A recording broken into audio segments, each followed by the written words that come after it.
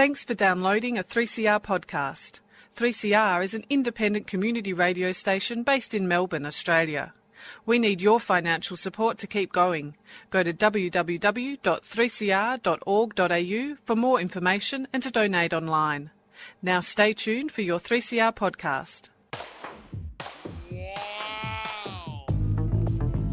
But you also had people that were very fine people. Very fine people on both sides. And the aliens would mind meld and give them the technology. They're bad aliens. So are you surprised the Nazis were influenced by demons? No, if demons are real, I would definitely think they'd be on the side of the Nazis. Yeah.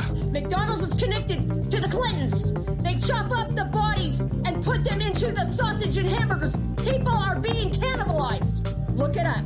And I'm watching CNN talk about this as violent white nationalist protests. We have done everything in our power to keep this peaceful, you know? It's Pepe's become kind of a symbol.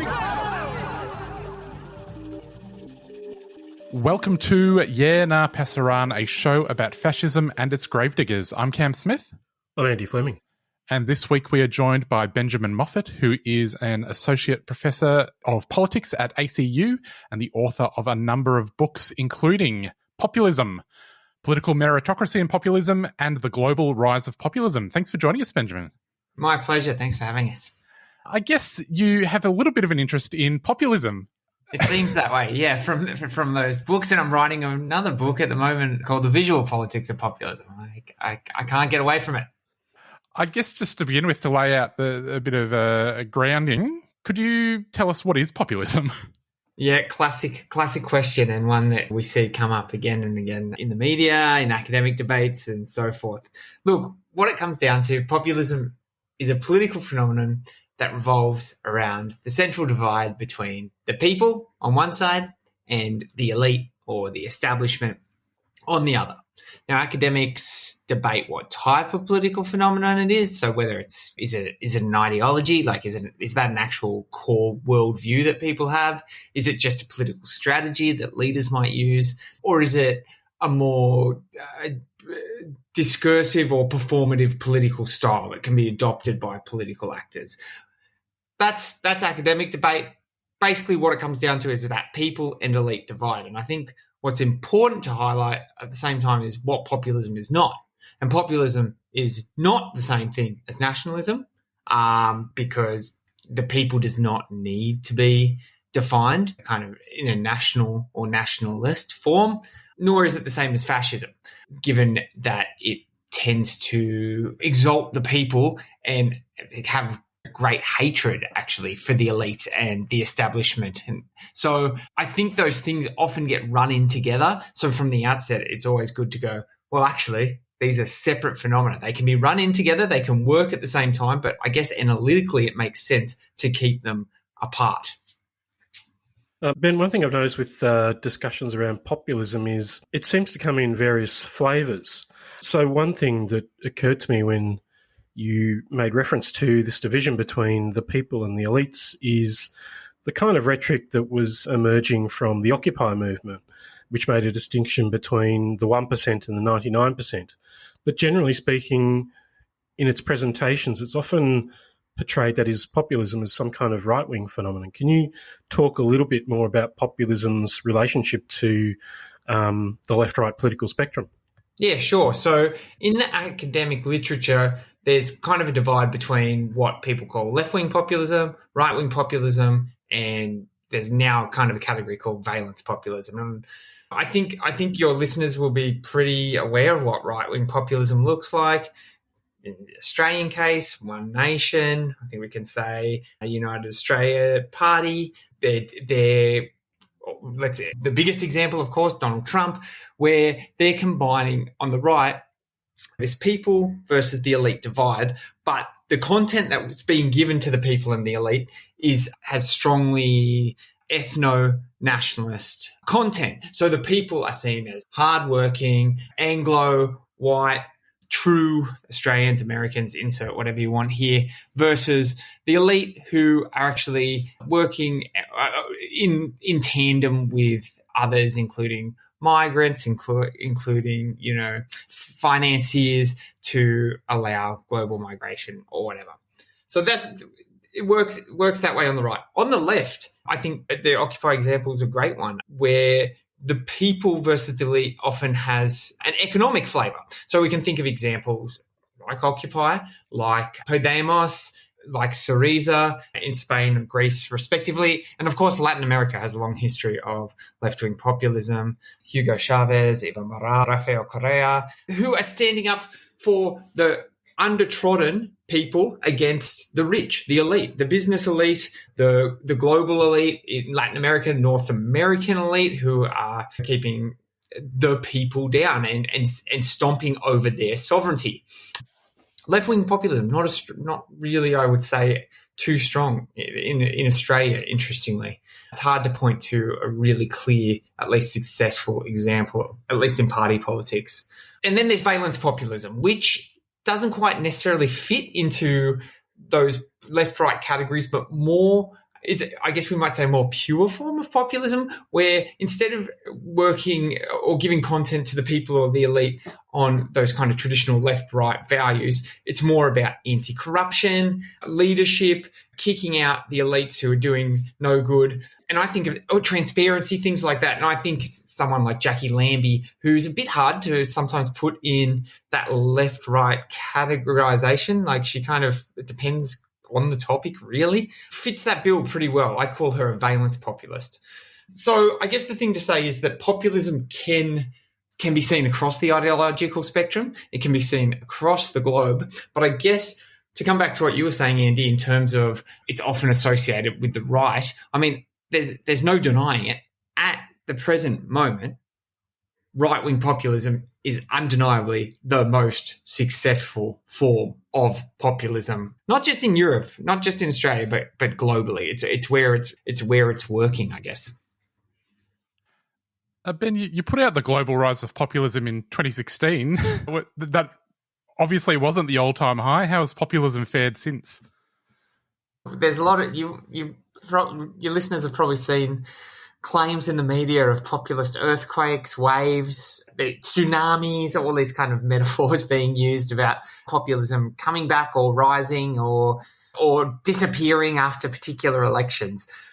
I think it ebbs and flows, but since I wrote that book, where populism still seemed to be something of a bit of a novelty in kind of mainstream politics, I think it's in those 8 years since it's fully moved into, I don't like using these terms, but kind of mainstream politics. It has become in some ways harder to study populism because it has metastasized into almost the air we breathe in terms of how politics works. So I think it's become much more difficult to go, hey, that guy's a populist, and then there's all those non-populists there. A lot of political figures, parties, movements have now adopted elements of populism, and that's happened pretty rapidly. I mean, just to give you, when I started studying this stuff, it was about 2010, and we'd had the GFC, the Tea Party was a bit on the wane. That was the case I was kind of interested in at the time, and I got told by numerous people, look, this is a pretty niche topic. I think you should probably think about doing something else. I mean, I'm glad I stuck to my guns in that regard, but no one would be saying that now. You can't avoid it. I guess what I would say is I've been surprised at how truly global it's gone since 2016. It's gone more global than I would have anticipated, I think. Ben, what do you think explains this emergence? And why do you think the term has become, well, within academia, its meaning is contested. Within media, it's presented in diverse and quite confusing forms. Are we in a new era of, political science or political practice? What's going on?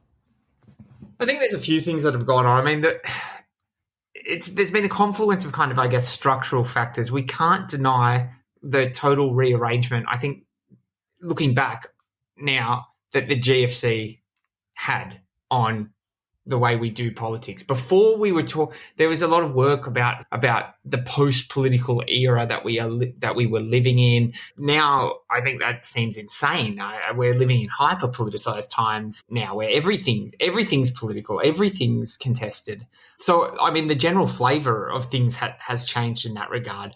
I think we there's the GFC, where a lot of people got done in by the elites. We can't deny that. We can't deny the fact that in the early 2000s, a lot of countries were lied to and went to war over literal weapons that didn't exist. This is not conspiracy theory stuff that, we can't trust the elites. The elites showed that they cannot be trusted. So to me, the financial system collapsed because people were financial elites were playing with people's mortgages and lives. We killed, we demolished countries because of weapons that didn't exist, all in the name of democracy. So people have a very good reason to not trust elites. So there's those structural factors there, I guess, of what historically had come along. I don't think we can get rid of the fact that the media landscape has changed as well. We can't deny that. And that populists have been very good, and they have been historically, at surfing the waves, I guess, of the opportunities presented by new forms of media. And of course, that has meant social media and the internet more generally. Populism relies on this kind of sense of having unmediated connection to the people. And obviously, people like Trump, people like Modi in India have been really on the ball in kind of utilizing that. So I think that's another aspect. So if you take kind of that communicative aspect, the shift in kind of people's view, I guess, into the economic situation as well as trust, it's no surprise to me that that's happened. And in terms of the global aspect of it all, I think people have been able to learn from other leaders, other parties, other movements' success. But why did populism become the term for so long? I don't think it would have become the term du jour if 2016, the Brexit plus Trump in 1 year, got framed in that same that was the analytical frame that got used, populism. I don't think it would have, I guess, held to the same extent if those two kind of freakish surprise events hadn't happened. I mean, it's interesting that we're not hearing the word populism as much, I think, in media debates as we were back then. I mean, we're now talking, I think, sometimes quite rightly about fascism or the new right and reactionary right, but that was framed in 2016 as populism. So that there's that framing device going on there that I think we've been left with the legacy of as well. Ben, there's an oft-repeated meme, usually after the Americans do something crazy, that populism couldn't happen in Australia, that it couldn't achieve the same sort of success that Trump has. I was wondering what you thought about that. It drives me insane. It's so self-congratulatory, patting ourselves on the back. Oh, you see it as well. This has never happened here. We got compulsory voting, and aren't we great? I mean, it just ignores not only history but the contemporary situation. Pauline Hanson, One Nation, has been part of Australian politics since the late 90s. It's seriously, in some ways, ahead of the curve populist radical right party that has somehow survived, the media has played a large part in bringing. I don't think we can talk about Pauline Hanson doing well without Breakfast TV, Dancing with the Stars, rehabilitating her image in the 2000s. We obviously have Palmer taking a very strange ideological journey. We have Lambie, we have Katter, I think all fit in the popular spectrum. And just historically, I mean, Joe Belkey-Peterson is a phenomenal example of populism before we were utilising the term. So populist radical right, which combines nativism, authoritarianism and populism, according to Cas Mudde, a Dutch political scientist. Sorry, but I mean, doing that before we even had the term to describe it. And beyond that, I would also say our political leaders of our mainstream parties, particularly the coalition, have been pretty damn good at utilising elements and mainstreaming elements of populism, particularly right-wing populism, in their parties. I mean, Howard sprinkled it in. Ordinary Australians they want to be left alone. I think there was aspects of it in Abbott's leadership. So the pat on the back that Australians give ourselves, on top of our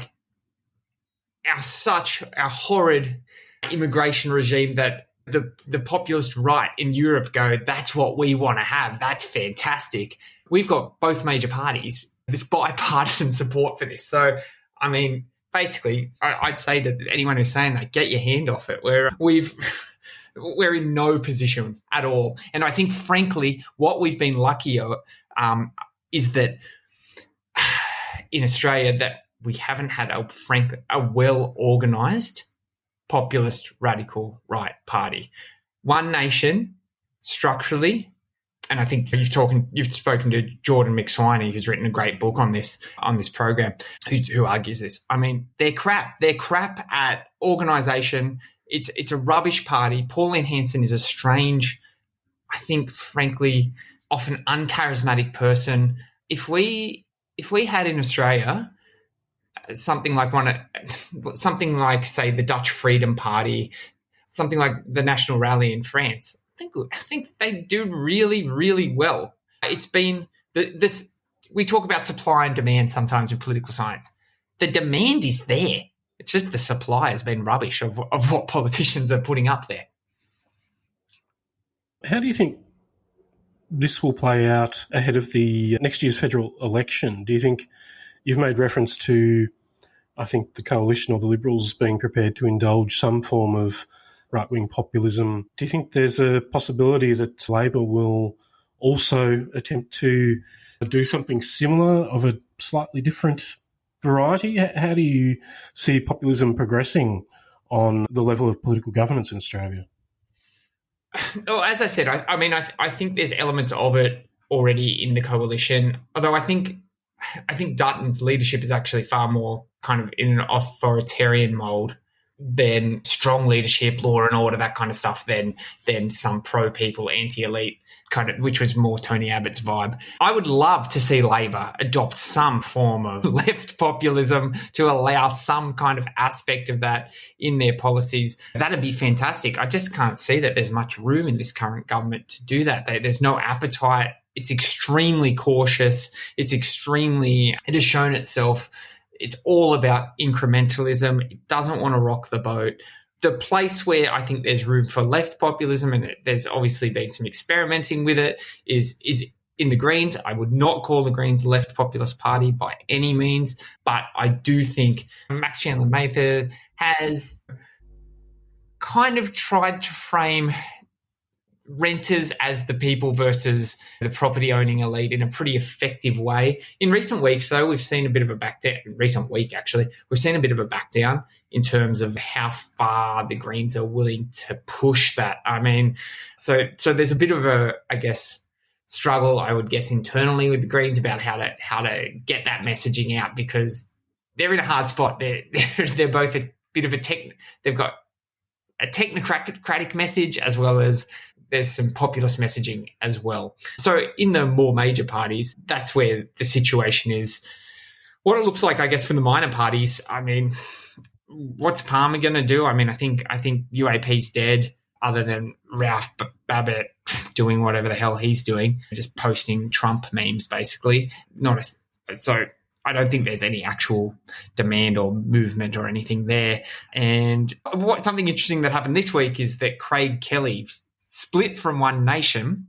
He was going to be their federal campaign director, and has moved over to the Libertarians this week. So I'm a bit curious what happens there. Well, Craig Kelly is always a bellwether for political success, isn't he? Absolutely. I mean, he just goes from success to success. It's amazing anyone's, frankly, letting him work for them. It's all over if Craig Kelly's working for you.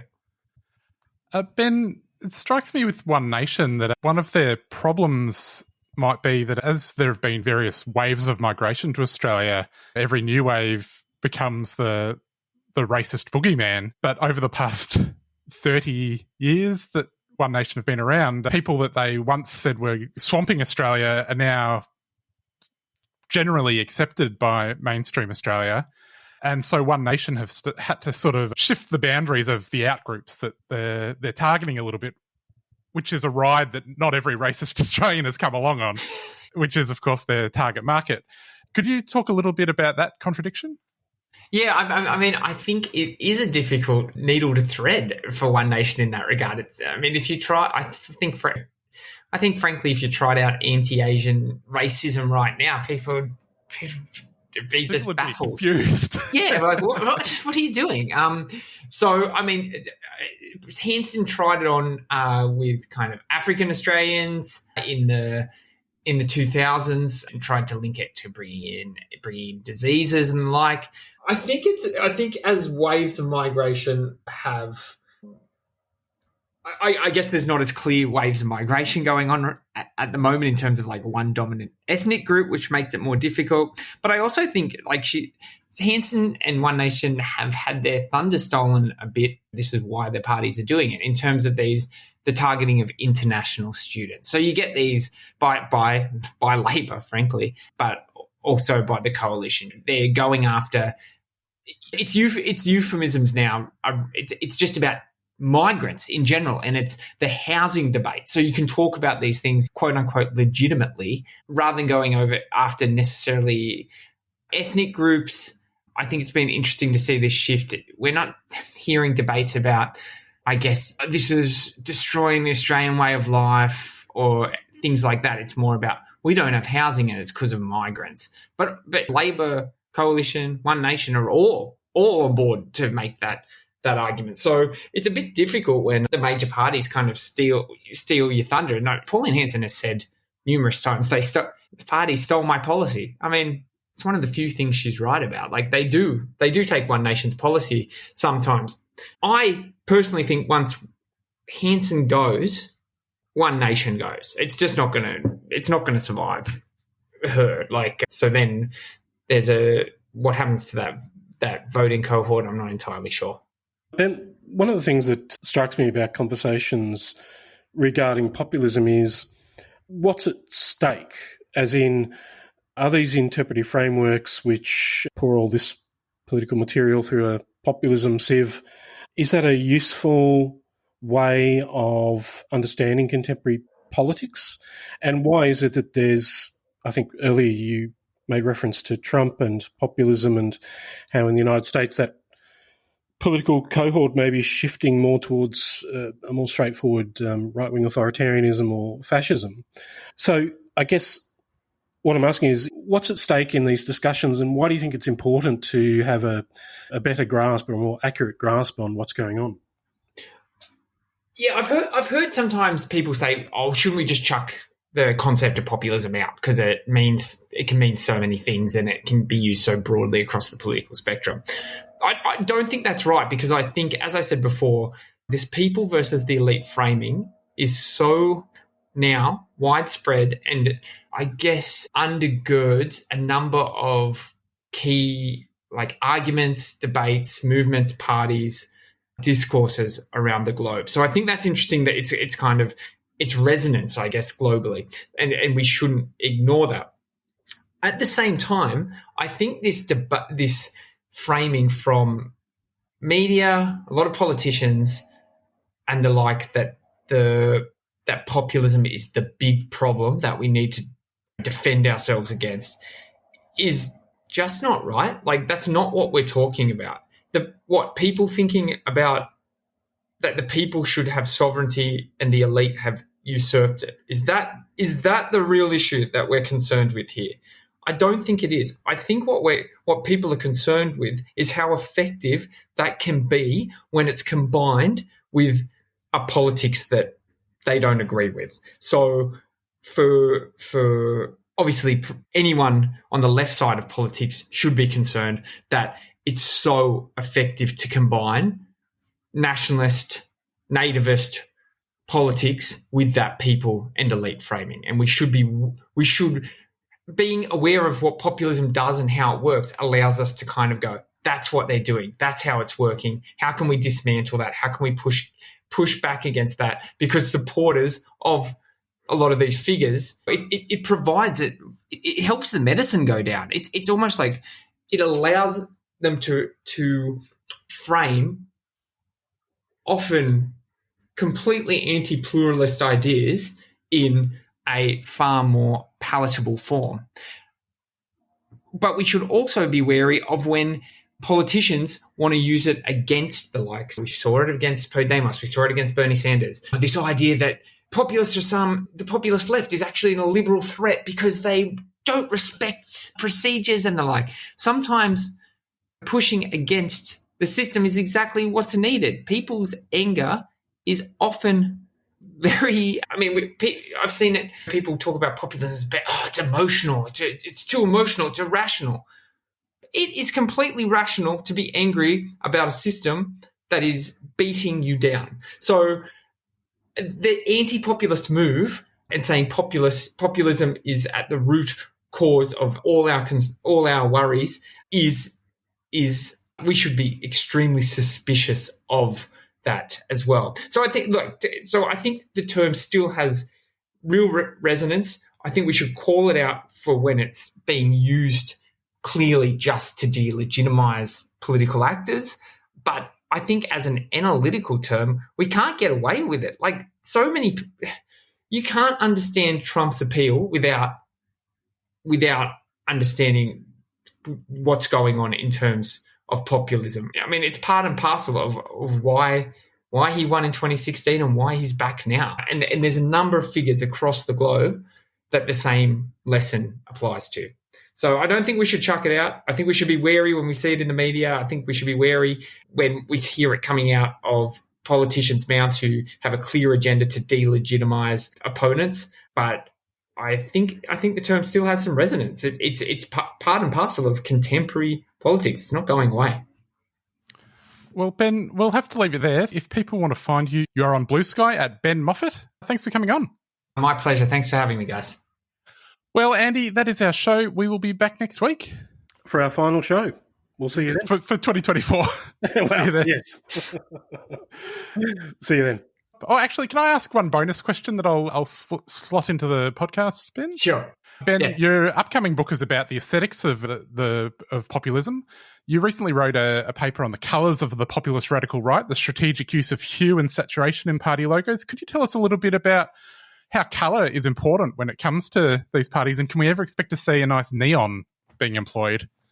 Well, first of all, well done on doing your homework. Second of all, so I'm writing a book because I think it's important to understand on this topic, because I think things that have often been ignored, at least in political science, things like fashion, things like things about taste, about high and low, and the way populists present themselves is really a core part of their appeal. So that's what I'm seeking to understand there. So as part of that, I've worked with some colleagues in Italy, and we basically took all the logos of populist radical right parties across Europe, and we compared how they used hue and saturation versus other parties that were relatively ideologically similar. So parties that were similarly on the right. And we basically found that there was a core difference. They were often trying to... So often blue is presented, right, as the conservative, historically as the conservative colour. They had far more blue logos, but at the same time they had less saturation. And from the marketing literature, we know less saturation. Think of all the pastel stuff that you see now, right? It's supposed to look more professionalized. It's supposed to look more calming, and you trust it. So we noticed they used less saturation than other parties, and we thought it was interesting that maybe they were trying to put forward a more professional image. I mean, this is just we're just talking about colors here, but we had a huge data set that we looked through all this, so the patterns were really interesting. Whether we see a neon, I mean, look, there were some crazy neon party logos, but they were real outliers. I mean, whether we're going to see those sort of things, I mean, I think those more interestingly accord to some kind of fash wave and 80s aesthetics that these parties at very least are probably trying to avoid.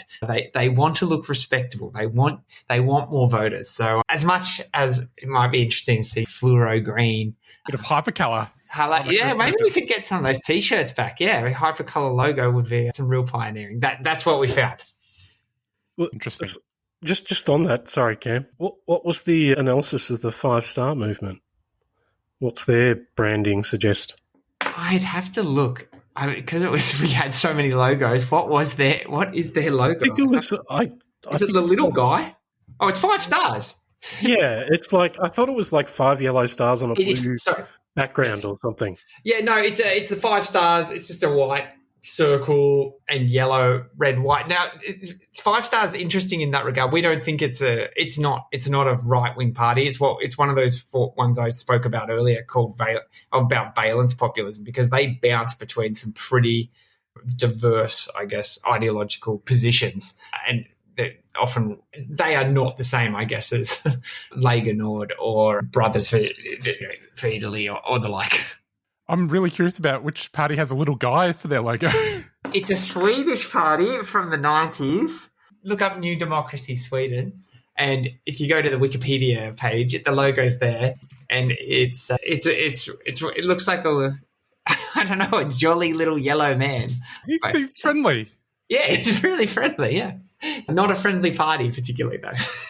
No, well, not to elites. Maybe that's what they were trying to communicate there. I'm not quite sure. It was the 90s. It was the early 90s. It was an interesting time. How many seats did they win? This party, I don't think they were particularly. Not even one. One little man. I think they won 1 or 2. Let's have a look here. They won 25 seats in the 90s. They got 6.7% of the vote. So those are kind of handsome numbers. Interestingly, the party was, just as background, 2 guys. One of them was one of them owned amusement parks and a record company, and the other was like a rich count who bankrolled the whole thing. So there's kind of a bit of Palmer. Actually, now I think there's a bit of a Palmer-esque comparison to be made there. And one of the founders of the party actually went on to be a judge on Sweden's Got Talent. So there you go, another populism and reality TV link, just like The Apprentice, just like Dancing with the Stars. Have there been any little cats as party logos?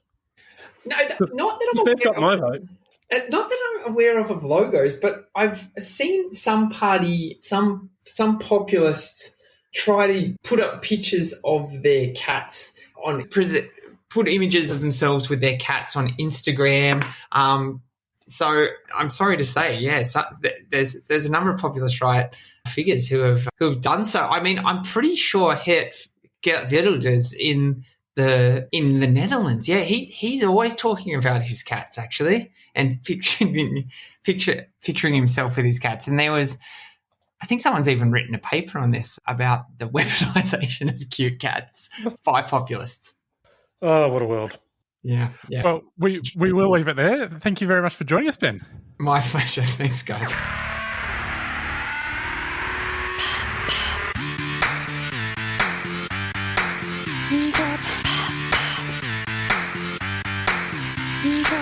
I hate to say it, but they play this damn song in every club. But it's me, so I'll show love.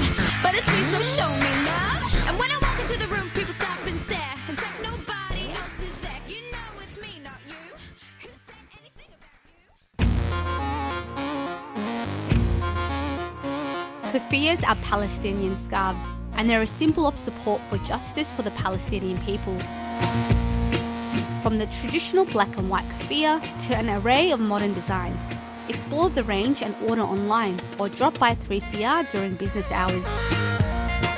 Wear your support for the rights of Palestinians. Go to keffiyehs.org.au, that's KUFIYAS.org.au. A 3CR supporter.